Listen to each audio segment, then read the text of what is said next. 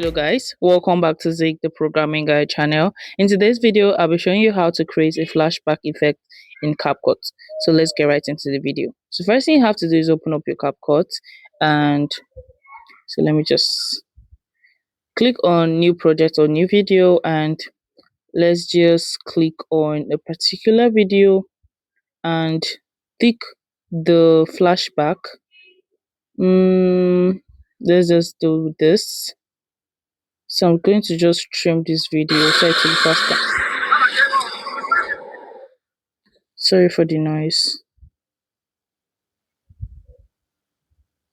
So I'm just going to trim that first video and also this one so that it will be faster. So I'll click on add. Once you click on add, you're going to see this small box in between the two videos, right? So click on this and you're going to go down to distortion right here. So this is where you're going to see the memory effect.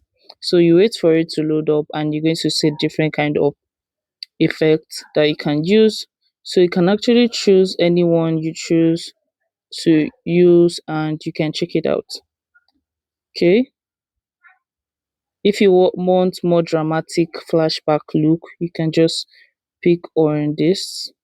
So let's try to see how it actually turns out. Click on play to play the video, and okay, this kind of fast. Click on that again on that box and try to look for one that is very slow. And you can also see this right here. You can choose to make it very slow or very fast. So let's see if it's slow or fast. Okay, wait, and let's try it again to make it more slow. I think it's even more faster.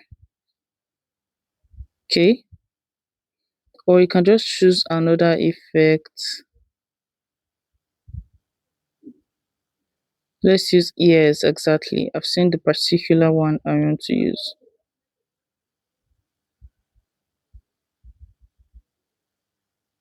It's very fast. So so you just click on good and play the video again, and you can see this how the flashback effect can be on your CapCut. So once you're done, you export the video and you're good to go. If you find this guide helpful, give this a thumbs up and equally subscribe to get more pro tips like this. Thanks for watching guys. I'll see you in my next video. Bye.